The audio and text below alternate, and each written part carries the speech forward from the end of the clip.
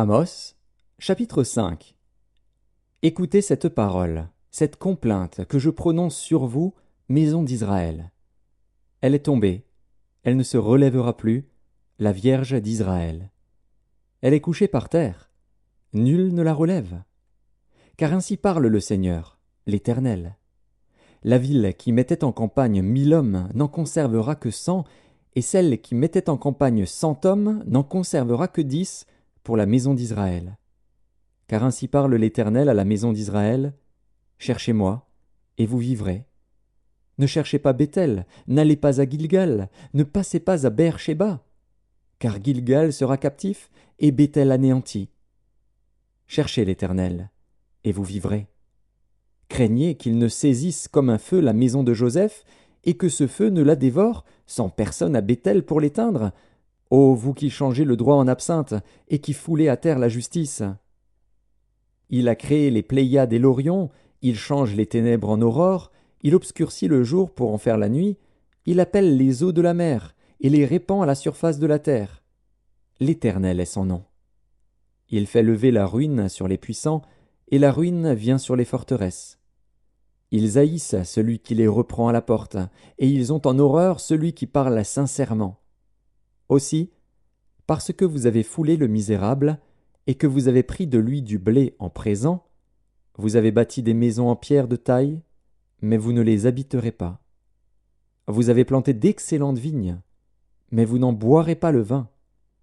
Car, je le sais, vos crimes sont nombreux, vos péchés se sont multipliés. Vous opprimez le juste, vous recevez des présents, et vous violez à la porte le droit des pauvres.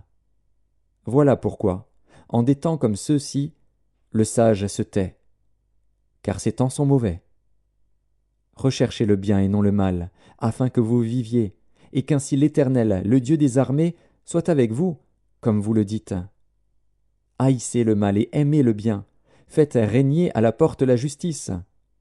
Et peut-être l'Éternel, le Dieu des armées, aura pitié des restes de Joseph.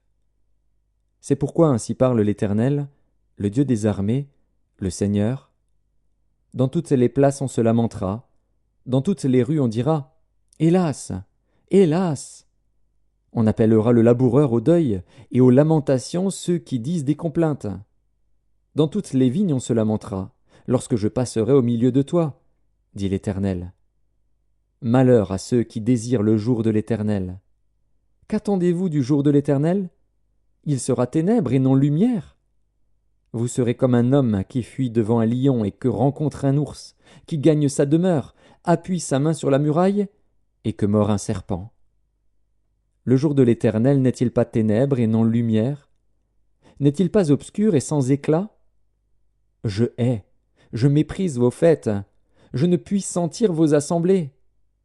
Quand vous me présentez des holocaustes et des offrandes, je n'y prends aucun plaisir. Et les veaux engraissés que vous sacrifiez en action de grâce, je ne les regarde pas.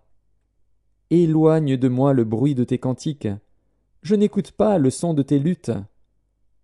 Mais que la droiture soit comme un courant d'eau, et la justice comme un torrent qui jamais ne tarit. M'avez-vous fait des sacrifices et des offrandes pendant les 40 années du désert, maison d'Israël? Emportez donc la tente de votre roi, le piédestal de vos idoles, l'étoile de votre Dieu que vous vous êtes fabriqué. Et je vous emmènerai captif au-delà de Damas, dit l'Éternel, dont le nom est le Dieu des armées.